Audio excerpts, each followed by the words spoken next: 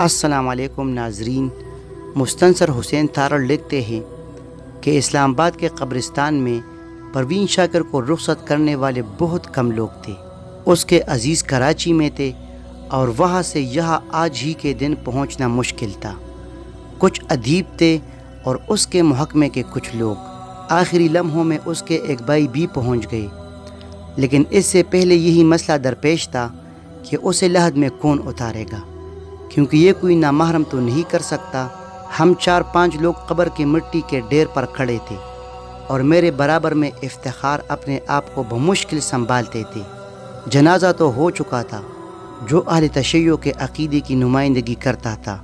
ہم نے کچھ دیر انتظار کیا اور اس الجھن میں رہیں کہ اگر ان کا کوئی نزدیکی عزیز بروقت نہ پہنچا تو پروین کو لحد میں کیسے اتارا جائے گا۔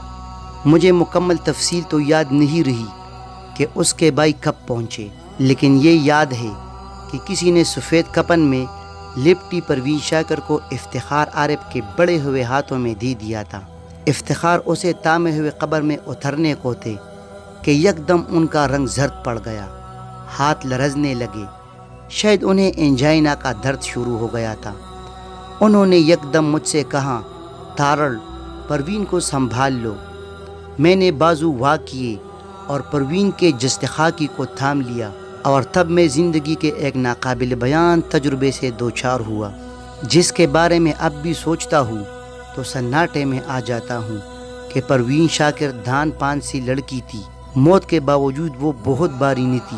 میں جان بوجھ کر اس جانب نہ دیکھتا تھا جدھر اس کا چہرہ کفن میں بندھا تھا، اور پھر میں نے محسوس کیا کہ میرے دائیں ہاتھ کی انگلیاں کفن میں روپوش پروین کے مردہ انگلیوں پر ہیں۔ انہی انگلیوں سے اس نے وہ سب شعر لکھ کے جو ایک زمانے کے دل پسند ہوئے، ایک داستان ہوئے۔ اور پھر مجھے شعر یاد آیا جو ایک خاتون نے لکھ کر مجھے رسوا اور شرمندہ کر دیا تھا۔ وہ شعر بھی تو انہی انگلیوں نے لکھا تھا، اور آج میں انہیں بے جان حالت میں اپنی انگلیوں سے تامے ہوئے ہوں۔ وہ لمحہ، وہ کیفیت آج تک میرے بدن پر ثبت ہے۔ میں آج بھی پروین کی انگلیوں کی موت کو محسوس کرتا ہوں۔ اس دوران پروین کے بھائی کراچی سے آ چکے تھے، مجھ سے لحد میں اترا نہ جاتا تھا۔ کسی اور شخص نے میری مدد کی اور ہم نے اس کے مردہ بدن کو قبر میں کھڑے اس کے بھائی یا عزیز کے سپرد کر دیا۔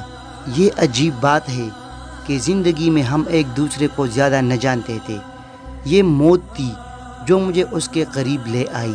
میں آج بھی کہیں پروین شاکر کا نام دیکھتا ہوں تو اس کی موت کی کیفیت مجھ پر طاری ہونے لگتی ہے۔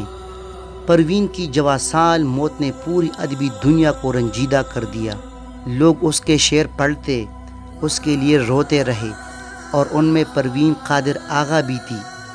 ان کے سب عزیز دوست، ایک گوری سہیلی پروین شاکر کی موت سے وہ بھی بکھر گئیں اور زمانہ بھی بکھر گیا۔ معزز ناظرین، اس دلچسپ واقعے کے بارے میں اپنی رائے ضرور دیجیے گا۔ آج کے لیے اتنا کافی ہے۔